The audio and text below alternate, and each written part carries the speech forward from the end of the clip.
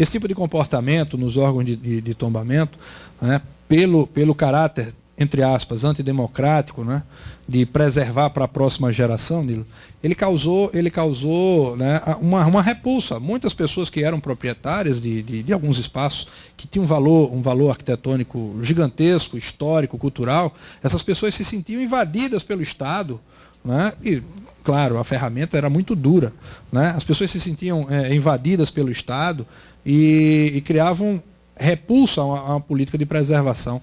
Né? Em Pernambuco, eu comentei ontem, né, um proprietário de um engenho mandou demolir a dinamite, né, colocou dinamite no engenho e explodiu. Né? Então, essa radicalidade, a forma como essa guerrilha foi instituída, causou uma certa reação. E essa reação perdura em maior ou menor grau até hoje. Né?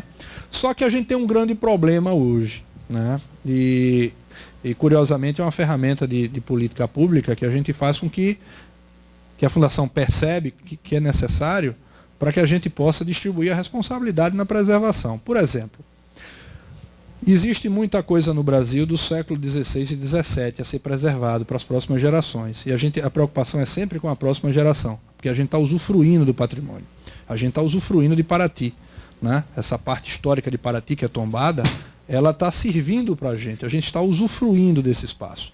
Mas a gente precisa preservar, precisa ter uma regulamentação que controle o impacto desse ciclo de vida urbano. Né?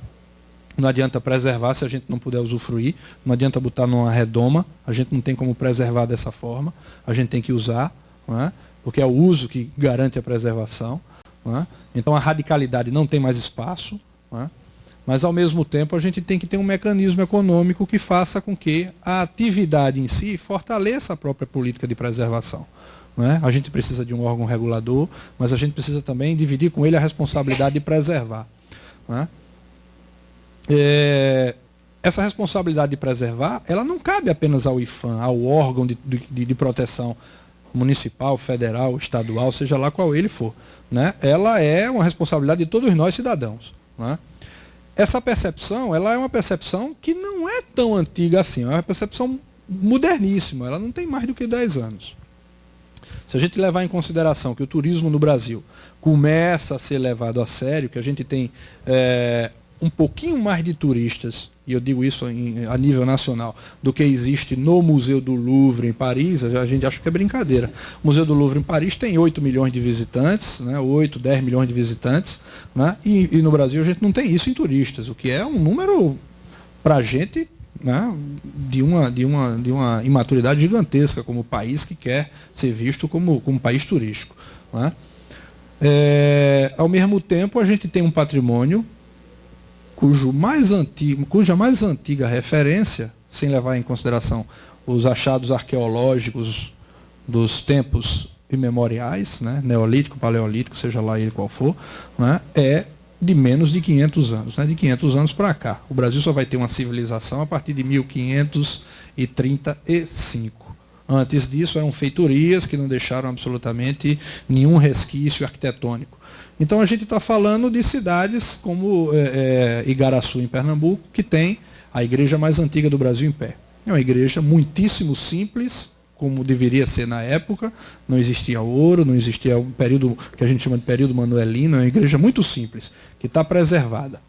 Né? Mas ela custa ao IPHAN muito dinheiro, porque o IPHAN tem que injetar, o Serviço de Proteção ao Patrimônio tem que injetar muito dinheiro nessa igreja para manter ela bonita, funcionando, né, como estrutura histórica. E ela é uma igreja como podia ser um convento, como podia ser uma escola, como podia ser uma casa de câmara e cadeia, né, que era, naquele momento, o espaço em que tudo do Estado português que gerenciava o Brasil era centralizado, era uma casa de câmara e cadeia, que era executivo, legislativo e judiciário num único espaço.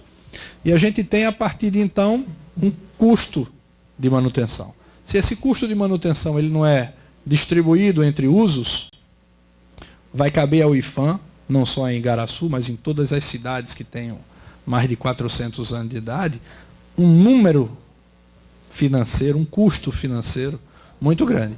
E a gente está falando do século XVI, aí de repente a gente tem um avanço da nossa civilização no século XVII, uma ampliação desse patrimônio histórico constituído, portanto. Então o que a gente tem do século XVI é 10%, 15% do total de bens tombados. A gente tem no século XVII 45%, 55%. Do século XVIII a gente tem todo o resto. Só que agora a gente já está no século XXI. Então ainda tem século XIX, ainda tem século XX. Nosso patrimônio do século XX começa a entrar num processo de tombamento, né? E ele não mais reflete um momento histórico de origem portuguesa ou africana ou indígena, mas um movimento modernista. Você tem Brasília como uma cidade tombada. Só que Brasília tem 50 anos de idade. A gente está falando, né, de uma cidade muitíssimo nova, que já tem a sua responsabilidade perante os órgãos de proteção. Né? E onde é que eu quero chegar com isso? Isso tem um custo. O custo de manter esse patrimônio, ele sai da mesma fonte, ele sai da mesma receita, ele sai da mesma estrutura, né, de captação de recursos. E como é que a gente ajuda o Serviço de Patrimônio Histórico? Ensinando a eles como é que o turismo, por exemplo, pode facilitar o trabalho deles, injetando, com a boa gestão desses espaços, recursos para a preservação desse patrimônio. Né? Como é que isso funciona? Né? Se a gente tem, por exemplo, numa cidade como Paraty, né, uma flip por semana, imagine a quantidade de turistas que vão, entre aspas, causar uma degradação, que deve ser controlada. Essa degradação, ao mesmo tempo, vai gerar hospedagens, alimentação. Essa hospedagem e alimentação vai pagar imposto, né? Vai pagar contribuições às visitas às igrejas, aos museus, aos centros culturais. Esses impostos vão ser revertidos para o bem da própria sociedade de Paraty, vão, por si só, né, perceberem a importância de fazer Paraty útil a esse turista. Sistematicamente tem que fazer Paraty útil para o habitante, para que o habitante não rejeite esse modelo. Então, se é bom para o turista, tem que ser bom para o habitante. Né? Não faz sentido essa relação ser diferente.